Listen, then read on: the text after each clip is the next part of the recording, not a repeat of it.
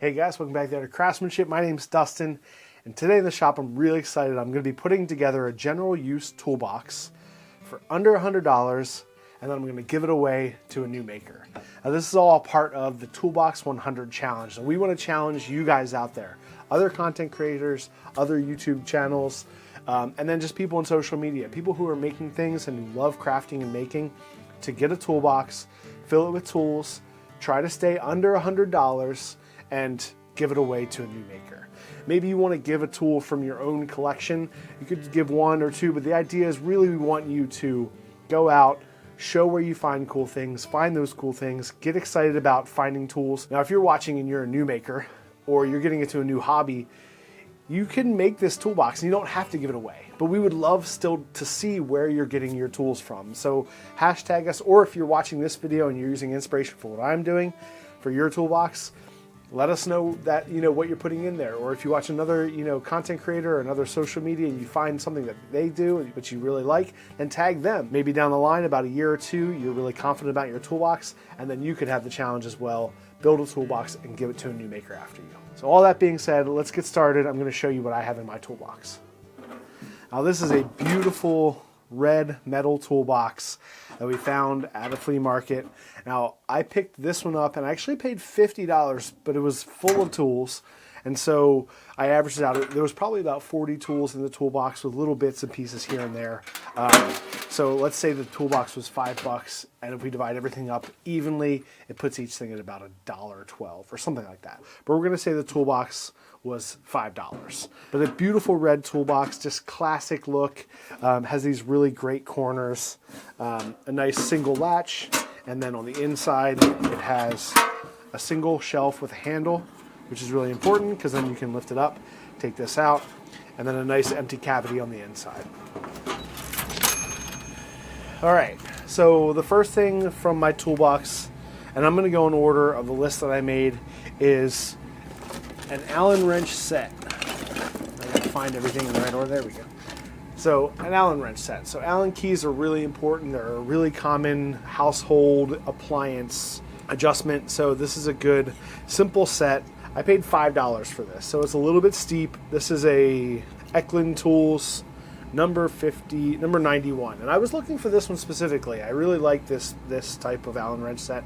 It has a good range of sizes. It's just a nice compact toolkit set. Next on my list, things that I really love, is a Stanley knife. Now this is a utility knife, has a single razor inside, and this one is the ability to slide it in and out. This is a Stanley 99A, really common Stanley. This is one that's been around forever, and I love this style, all metal body. I have several that are permanent out. Over the years they changed, but this is just a great classic style knife, and it has some space, you can hear, to store extra blades inside. So this cost me $1.25, and I got this one from a flea market. There's a few places that I go to. This was the Point Flea Market. Let's see. Another thing I love is a standard 1-inch chisel. Now this is a kind of general purpose, hardcore, strong chisel with a solid plastic or whatever this material is called handle, but it's just durable. It's going to last a super long time. It has the metal end, so you can chisel out, you can sharpen it, you can chisel out really fine things with wood. You can set like a door lock in, but you can also, if you're trying to cut something out and there's there might be some staples or a nail or something, you can put it in there and just whack away at it.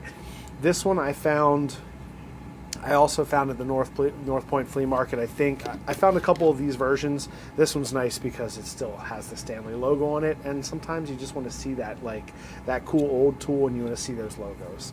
I bought two of them. The first one I think I paid $1.50 for, and then I found this one was just in a little bit nicer condition, and that was $1. Now, the next thing is was something that I actually looked for and took me a little bit longer to find.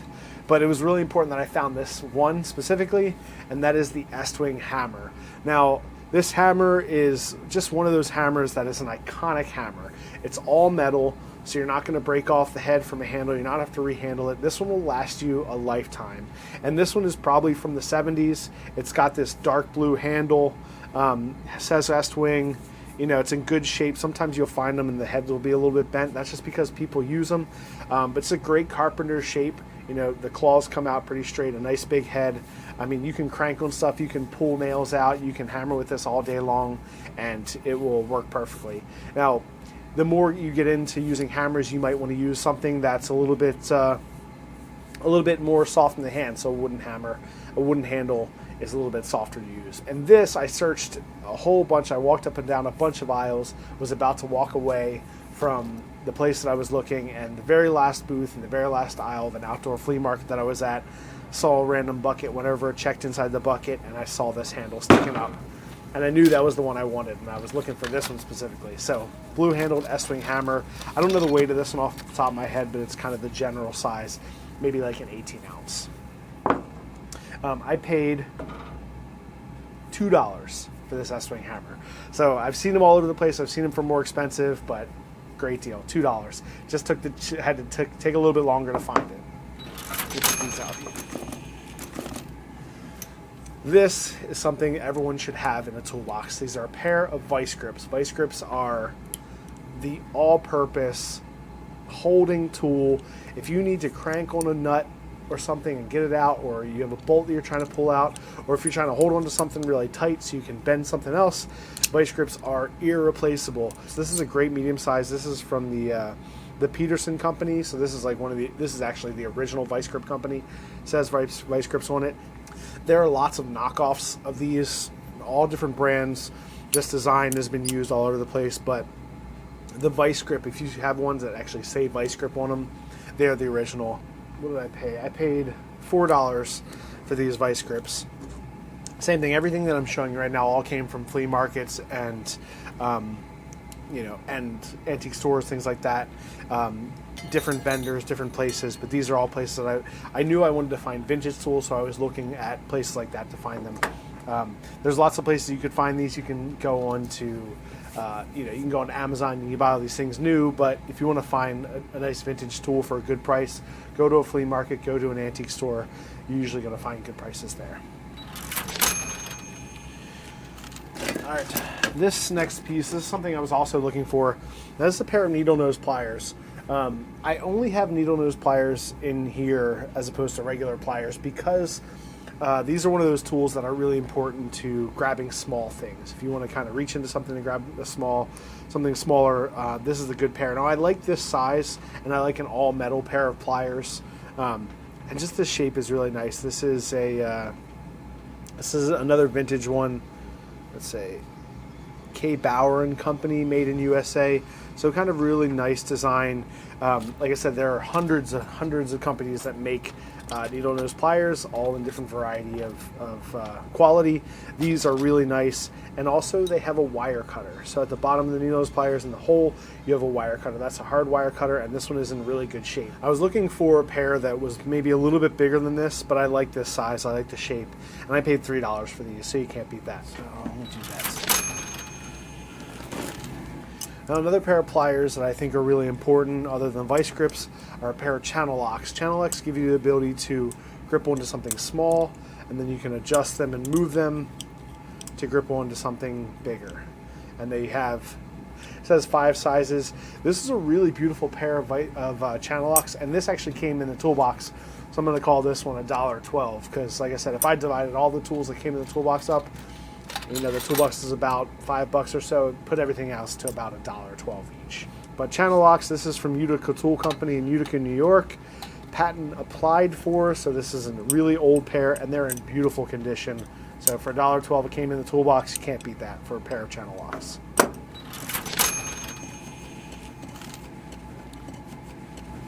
Also in that toolbox is just a little paint scraper, and I was looking for a paint scraper. This one just happened to be in the toolbox, which is another reason why I got it.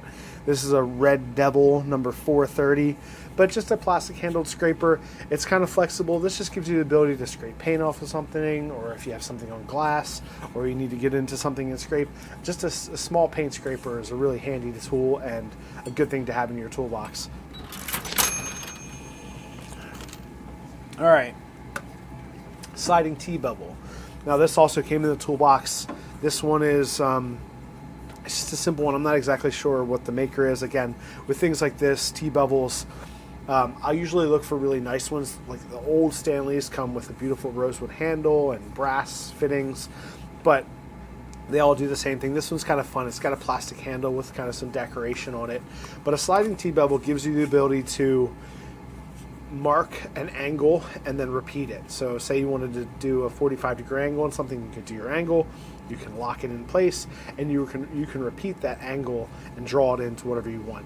If you're doing construction, that works really well, but also if you're doing fine woodworking, it works really well as well. And this is a Johnson Level Company, made in USA, number 8 or number B75. So a nice tool. The plastic handle leads me to believe it's probably from the 70s or the 80s. But still a quality tool and a really cool piece to have in a toolbox that does have some versatility to it, more than you would think.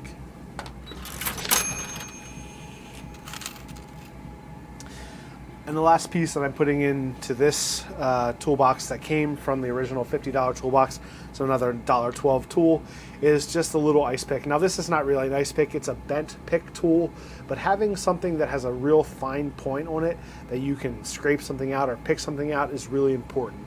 I was looking for a general ice pick to put into this toolbox, and this just happened to come along with it, and it'll actually work really well. And I kind of like the fact that it's bent. This is a Master Mechanic, so a really cheap little one. It's one of those tools that you use all the time, and it was absolutely popped into my head when I thought about putting this together. All right, so these are all the tools that I got that were vintage tools. No, wait, we have one more. And I forgot to mention this one, but I do have a Stanley tape measure. This is the Stanley 25. There are 30s, there are 15s. If you're going to have a little tape measure that you're going to keep on you, maybe you want a 15-foot one, maybe you want a 20-foot one. But in my opinion, the Stanley number 25 in the middle case is just the perfect tape measure to have. I like the locking mechanism. Some of the new ones have the opposite, where you pull it out and it stays out until you push down. I like the one that goes out and comes back on its own until you pull it out and push down with the latch, and that'll hold it shut. And I love that. I found this. I think I paid. I forgot to write this one down, but it wouldn't have been more than $2 or $3. The same place where I got this Stanley knife and the Allen wrench. I think altogether I might have paid $10 for everything, which were those two things and this and something else, but I can't remember exactly. I bought a few other tools when I was there because, of course, I was buying stuff for myself. Tape measure and the 25-footer, in my opinion, is the best.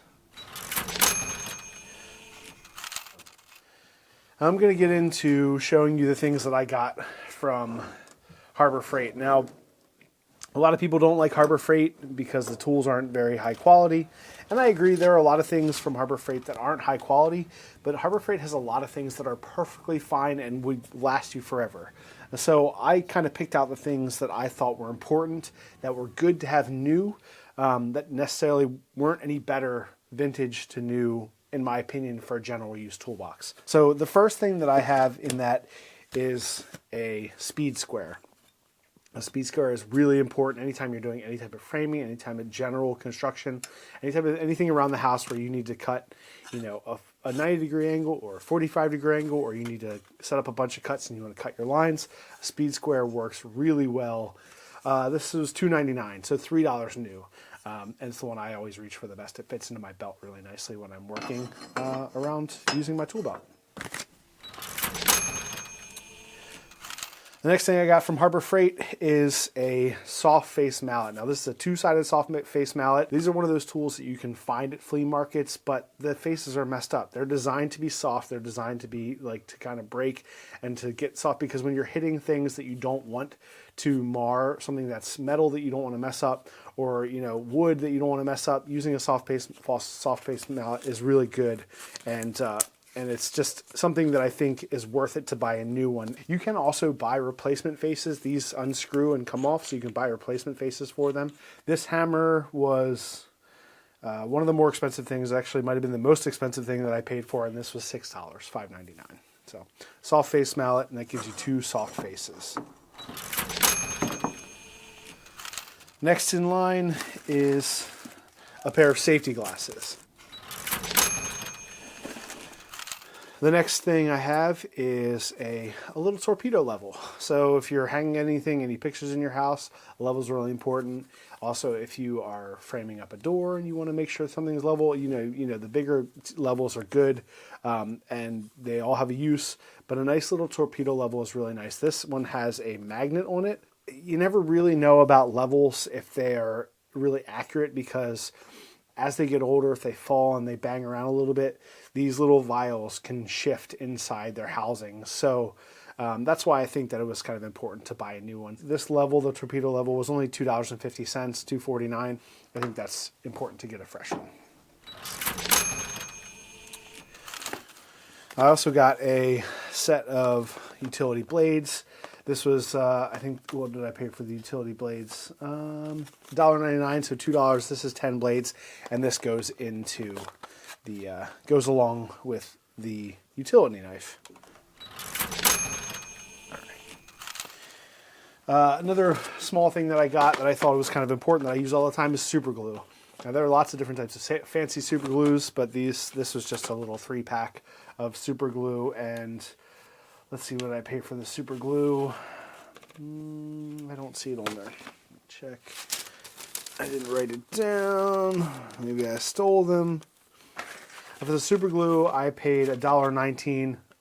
I did write it on there.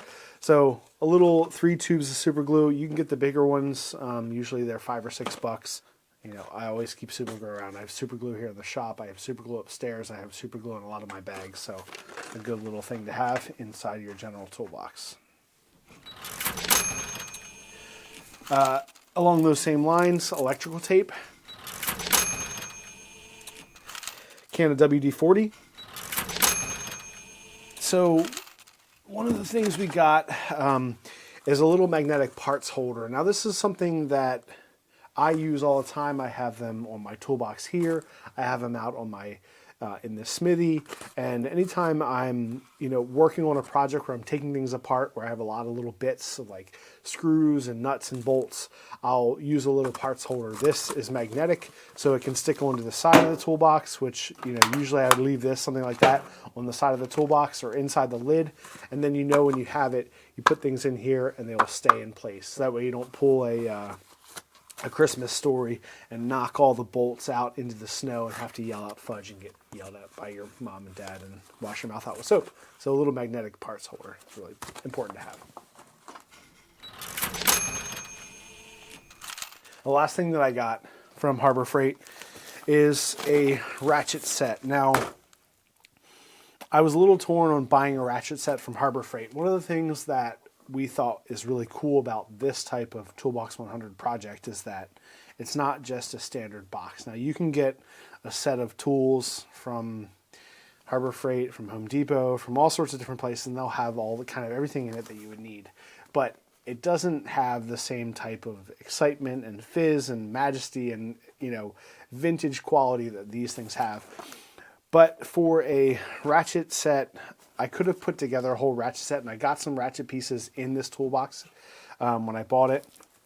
But I thought it was really important to have a full set, and it's something that you can buy from Harbor Freight. This is not the best ratchet set. It's not going to do all the hardest jobs you need to do, but it's going to kind of do all the basic jobs, and it's going to do the general jobs. And that's why I wanted to put this together for a general toolbox for a kind of younger maker. So sizes, I think all together, there's something like 40 or so bits, 32 standard sockets, 8 3-point sockets, metric and standard. It's got the ratchet, it's got an extender, it's got the adapter. So it's all together, it's all here.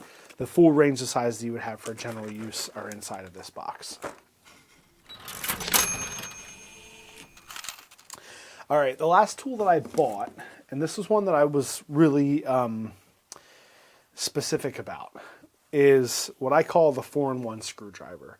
Now this is the Great Neck screwdriver. I love this orange handle. It's kind of classic. Whenever I see this, I know that that's the screwdriver. I have multiples. I have one in my tool belt. I have one in my toolbox. I have one in my tool bag. All these places that I'm going to go anywhere that I have a 4-in-1. And I thought about what type of screwdrivers to put into this toolbox, but the 4-in-1, or the 6-in-1 is actually what it's called, is a great tool. And this was one where there were ones at Harbor Freight that I could have bought. It's the black and blue handle, but there's just something about this original one. And this is from the company Great Neck.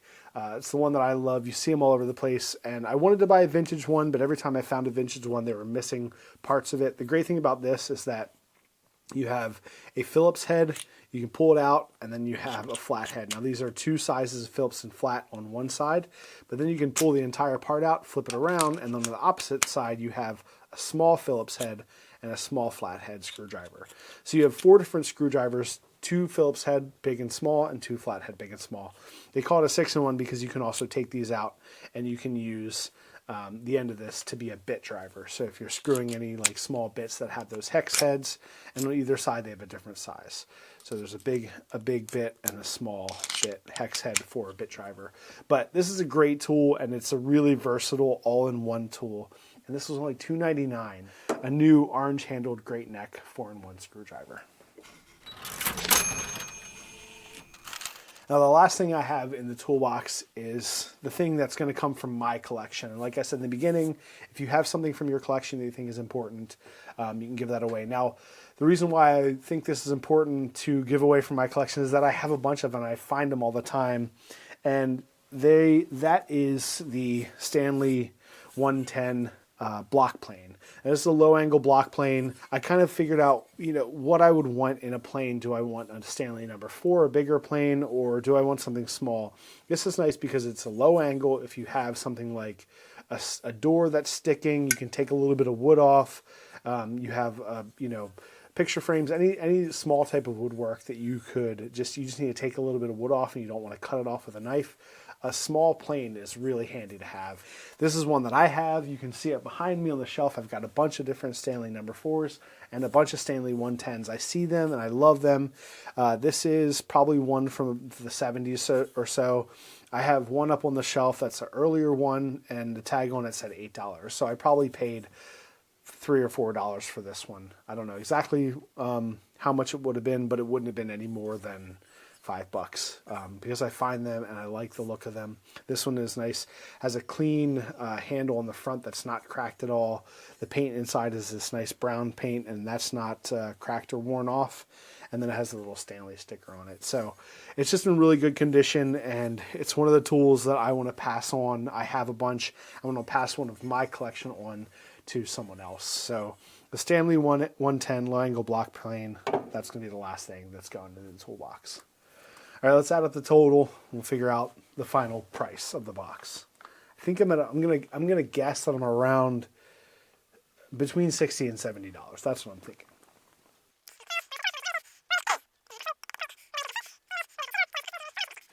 And $3 for the tape measure equals $66.42. Now that doesn't include tax, and I paid tax on the things that I got from Harbor Freight. I didn't pay tax on the things that I got from the vintage places. Those were all those even numbers. That's great. I'm under, I didn't include the price of this. Like I said, this I probably paid less than $5 for. So if we add that, that puts us at about, I'd say $73 or so for everything, including the toolbox, all the tools. And then that leaves us, $18, $17 to throw in more things if we find something else. But I am super excited to have put this together. It was so much fun finding all these tools, and it's going to be super fun. And I'm really excited to be able to give this to one of my students, and I'm just really excited to be able to like tell her about all the cool tools and why I love them and why I love those specific tools, and pass along that excitement for tools to her, and I know she'll love it. So that'll go to her, and I want you guys to have that experience as well. So if you are participating in Toolbox 100, make sure you're hashtagging. Let us know. Make sure you tag us so that we can see it, so we can shout you out, and we can also shout out all the other people that are inspiring people and getting inspired. And then we want to put together another video down the line where we, see all the cool tools that you did, highlight the makers, highlight the tools, highlight the places, and shout you guys out for participating in this movement that I hope it becomes, which is Toolbox 100. We can all make cool toolboxes, put them together, and give them away and pass on that love for tools. So thank you guys all so much for watching, and we'll see you all in the next video.